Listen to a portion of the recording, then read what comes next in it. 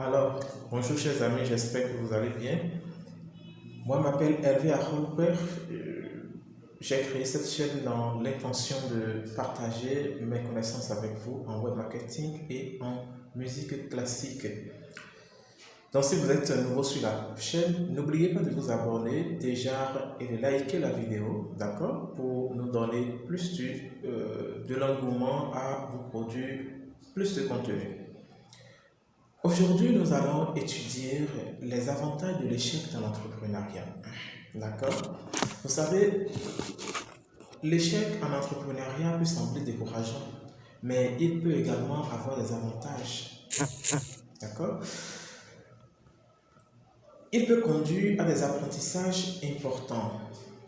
En échouant, les entrepreneurs peuvent apprendre de leurs erreurs et des erreurs des autres. D'accord? Ils peuvent analyser ce qui s'est mal passé, comprendre les raisons de l'échec et éviter de faire les mêmes erreurs à l'avenir. L'échec peut inspirer la créativité.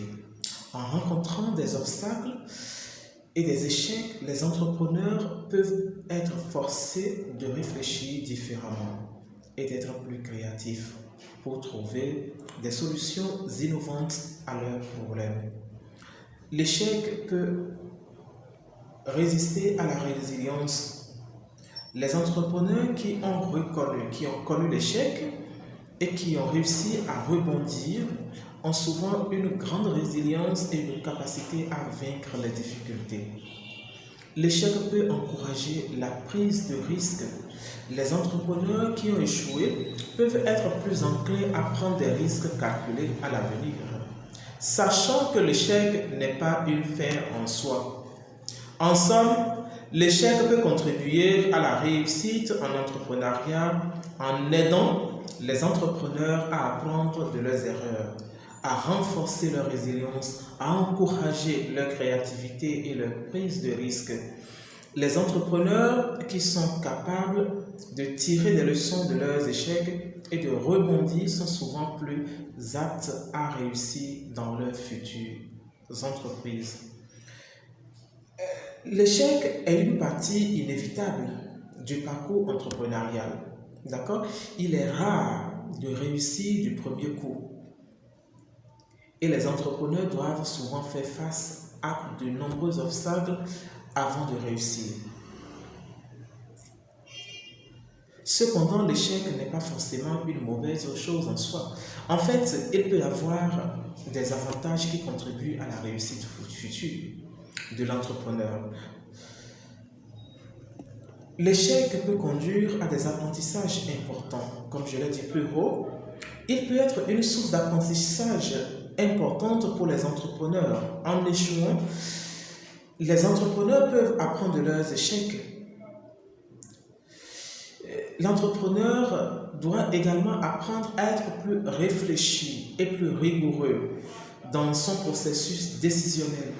Cela peut inclure la prise de décision plus informe, l'élaboration d'un plan d'affaires plus solide, la recherche plus approfondie du marché ou la collaboration avec des experts pour obtenir des conseils et des commentaires plus éclairés.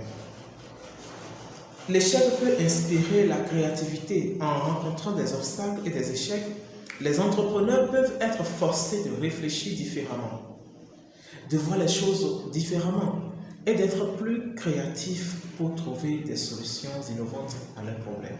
L'échec peut également aider à sortir les entrepreneurs de leur zone de confort et à les encourager à explorer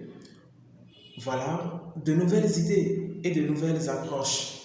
En conséquence, l'échec peut conduire à l'innovation et à la création de produits et de services innovants qui peuvent aider l'entrepreneur à réussir à l'avenir. L'échec peut provoquer la résilience.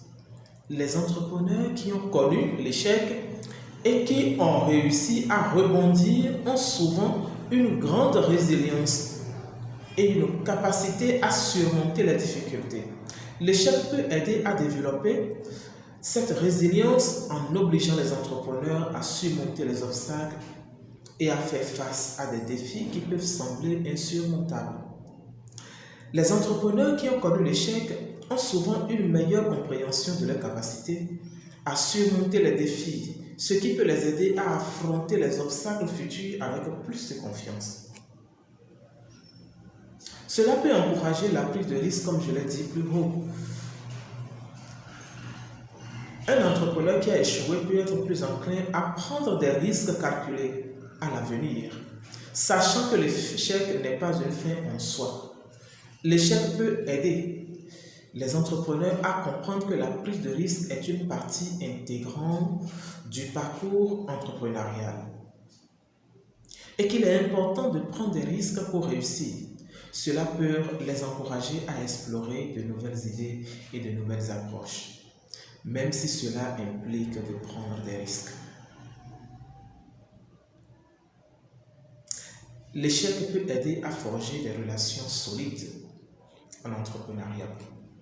Lorsqu'un entrepreneur fait face à l'échec, cela peut l'amener à chercher de l'aide et des conseils auprès des personnes de confiance telles que les mentors, des partenaires commerciaux ou des collègues qui sont dans le même secteur d'activité.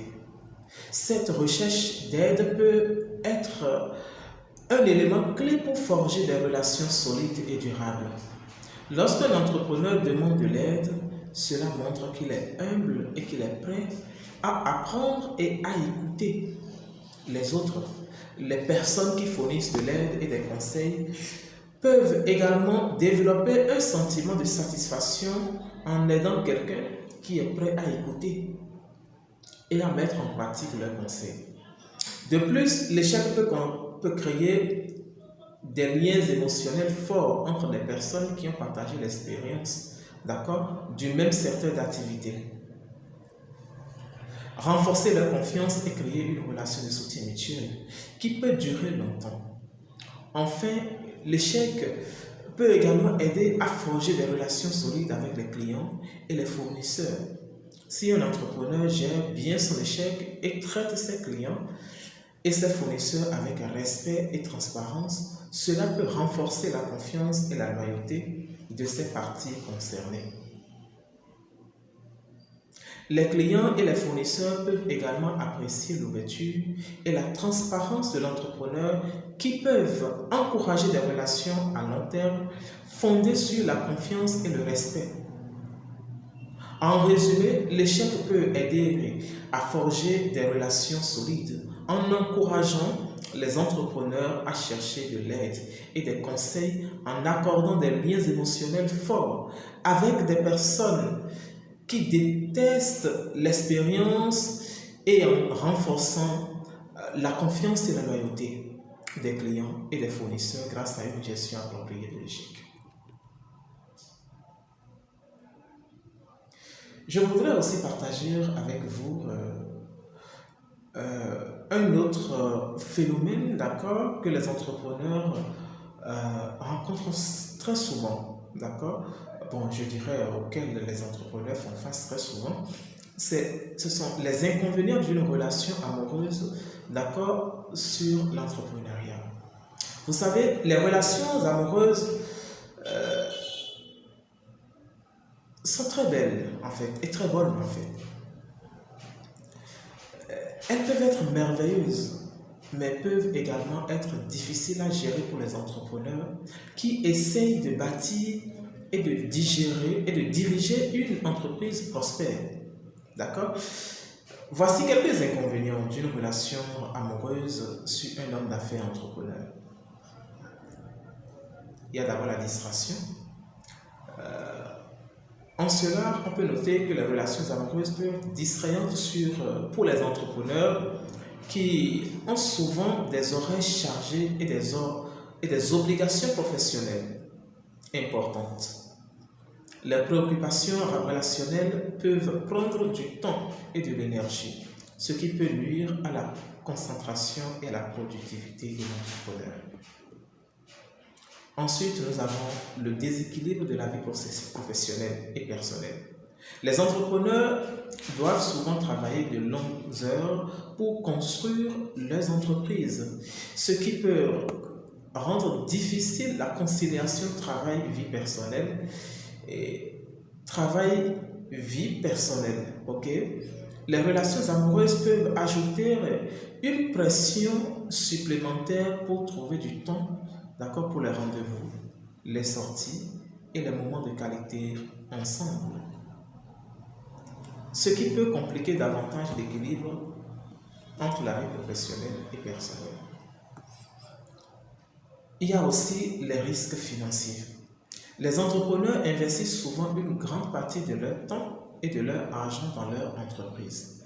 Les relations amoureuses peuvent être coûteuses, en particulier si elles impliquent des cadeaux prévus, des vacances, des sorties régulières.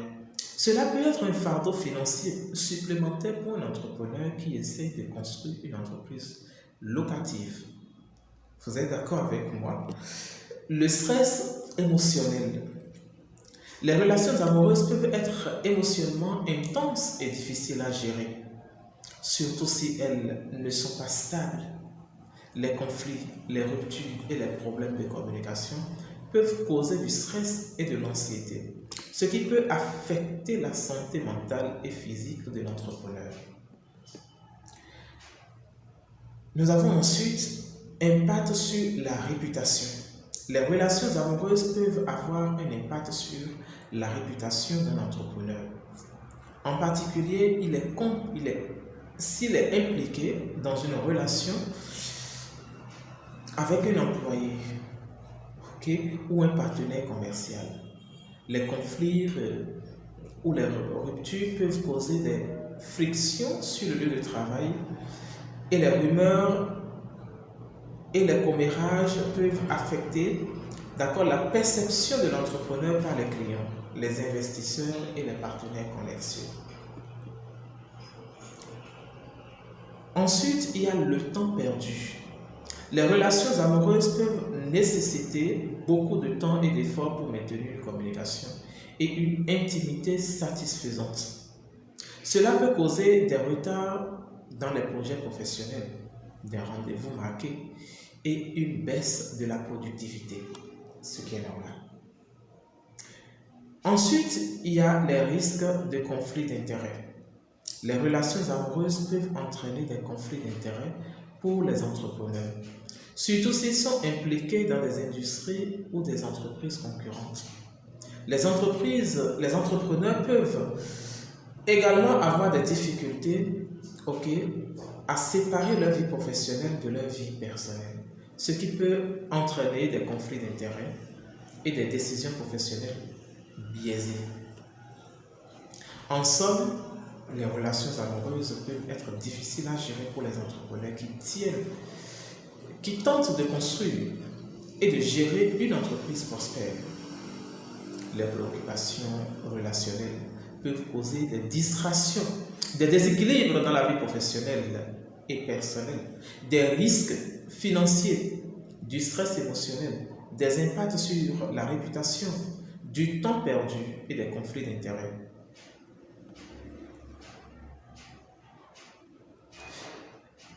Maintenant, comment concilier la vie amoureuse et vie d'entrepreneur? C'est ça que nous allons voir maintenant.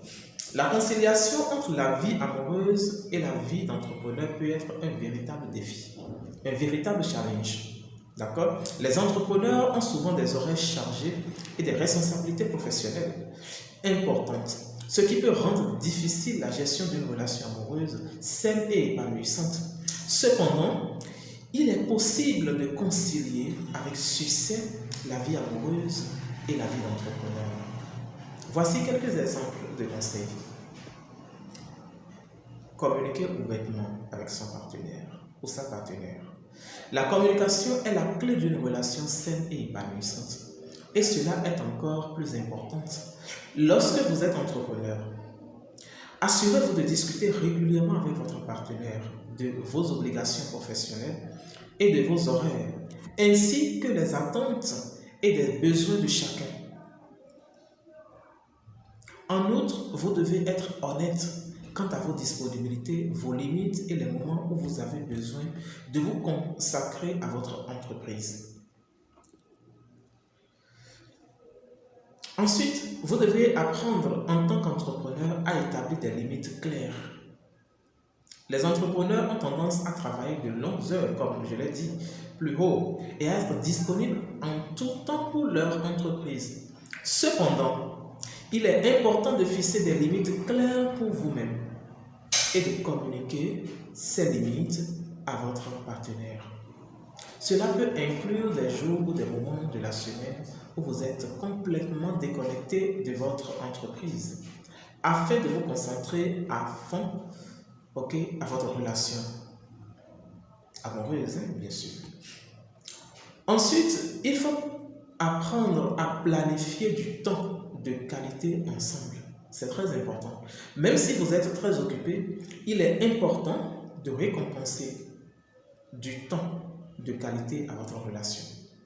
Planifiez des sorties, des vacances ou simplement des moments à deux où vous pouvez vous détendre et profiter de la compagnie de votre partenaire. Ces moments sont essentiels pour renforcer votre relation et maintenir une communication positive. Impliquez votre partenaire dans votre entreprise. C'est très important. Si cela est possible, impliquez votre partenaire dans votre entreprise. Cela peut inclure des tâches simples, importantes telles que la tenue de livres ou la gestion des réseaux sociaux, ou même des rôles plus tels que la gestion d'un département ou d'une équipe. Cette implication peut aider à renforcer la compréhension et l'appréciation mutuelle de vos obligations professionnelles. Ok? Priorisez votre santé mentale et physique. Les entrepreneurs ont tendance à sacrifier leur temps mental et physique pour les entreprises, mais cela peut avoir des conséquences très néfastes sur leurs relations amoureuses. Assurez-vous de prendre le temps de prendre soin de vous-même en faisant de l'exercice, en dormant suffisamment, d'accord, pendant 8 heures de temps, en 24 heures, c'est ça, et en faisant et en pratiquant des exercices relationnels, des activités relaxantes. J'avais dit, vous devez savoir qu'une bonne santé mentale et physique vous permettra de mieux gérer votre relation amoureuse et votre entreprise. Faites-vous preuve de flexibilité. Les entrepreneurs ont souvent des horaires chargés et imprévisibles, ce qui peut rendre difficile la planification de rendez-vous ou de sortie. Il est important d'être flexible et de trouver des moyens créatifs de passer du temps ensemble. Même si cela signifie planifier des rendez-vous en soirée ou le week-end. En somme, la conciliation entre la vie amoureuse et la vie d'entrepreneur peut être difficile, mais cela est possible en communiquant ouvertement, en établissant des limites claires, en planifiant du temps de qualité ensemble, en impliquant votre partenaire dans votre entreprise. D'accord? Il y a une dernière chose que nous allons étudier ensemble, d'accord? On va voir les erreurs que l'entrepreneur ne doit jamais commettre dans sa vie privée pour ne pas faire échouer, d'accord, ses affaires. C'est très important. La vie privée et la vie professionnelle d'un entrepreneur sont étroitement liées. Les erreurs commises dans la vie privée ont des conséquences très néfastes sur la vie professionnelle de l'entrepreneur, ce qui peut conduire à un échec dans les affaires. Voici donc quelques exemples d'erreurs que les entrepreneurs ne doivent jamais commettre dans leur vie privée pour éviter de faire échouer leur entreprise. Négliger sa santé physique et mentale, c'est très important. Je viens de le dire en fait. Les entrepreneurs ont souvent des horaires chargés et des responsabilités professionnelles importantes, ce qui peut les amener à négliger leur santé physique et mentale. Cependant, d'accord, une mauvaise santé peut affecter négativement leur entreprise. Les entrepreneurs doivent donc apprendre soin de leur santé en faisant de l'exercice régulièrement et en dormant suffisamment en fait. De plus, ils doivent chercher de l'aide en cas de problème de santé, avoir un médecin personnel qui vous suit en fait. Faire attention à ce que vous consommez, c'est très important. Évitez la dépression. Évitez de vous énerver, tout le temps de vous mettre en colère. Vous ne faites du mal à personne, en fait. C'est à vous-même que vous faites du mal. D'accord? Ensuite, il faut... On voit que beaucoup d'entrepreneurs dépensent imprudemment. C'est très dangereux, en fait. Les entrepreneurs peuvent avoir tendance à dépenser de l'argent imprudemment dans leur vie privée, ce qui peut affecter leur entreprise. Les entrepreneurs doivent donc être prudents avec leurs dépenses personnelles et éviter les achats inutiles. Ils doivent également éviter de mélanger les finances personnelles et professionnelles. Ignorer sa famille et ses amis, ce sont des erreurs à ne pas commettre, en fait, quand on est entrepreneur. Ok? Un entrepreneur peut avoir l'impression qu'il doit consacrer tout son temps et son énergie à son entreprise. Mais cela peut avoir des conséquences négatives sur leur vie privée. Je viens de le dire en haut. D'accord? Les entrepreneurs doivent donc prendre le temps de passer du temps avec leur famille et leurs amis. Même s'ils ont un horaire chargé, une vie sociale saine peut aider les entrepreneurs à gérer le stress et à maintenir une perspective équilibrée. D'accord? L'autre erreur que beaucoup d'entrepreneurs commettent, vous m'excusez que beaucoup d'entrepreneurs commettent, c'est être infidèle. Les relations extra-conjugales peuvent être très préjudiciables à la vie privée d'un entrepreneur et peuvent également affecter leur entreprise. Je ne vous apprends rien en fait. Les entrepreneurs doivent donc être fidèles à leurs partenaires et éviter les comportements qui peuvent mettre leur relation en danger. Abuser de substances, ça c'est aussi une autre erreur des entrepreneurs. Les drogues et l'alcool peuvent affecter négativement la santé physique et mentale de l'entrepreneur, ainsi que sa capacité à gérer efficacement son entreprise. Les entrepreneurs doivent donc éviter les abus de substances et chercher de l'aide en cas de problème de dépendance.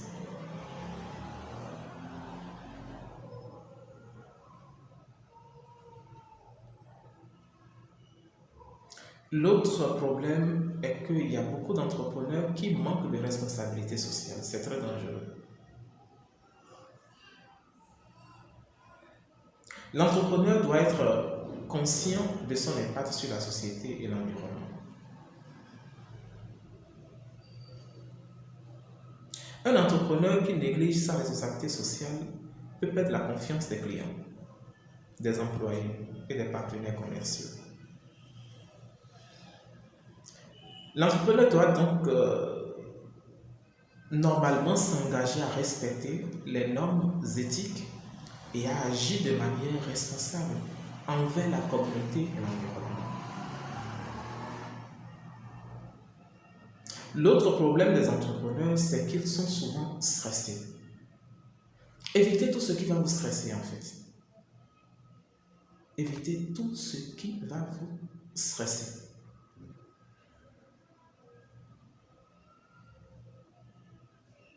Vous pouvez être confronté à un stress important en raison des pressions professionnelles et des défis quotidiens. Cependant, un stress excessif peut affecter votre capacité à prendre des décisions rationnelles, éclairer et gérer efficacement votre entreprise. Vous devez donc trouver un moyen, d'accord, rationnel, efficace pour gérer votre stress, tel que la méditation, peut-être le yoga ou l'exercice physique, d'accord, ou écouter une musique relaxante, en fait, ou une émission relaxante.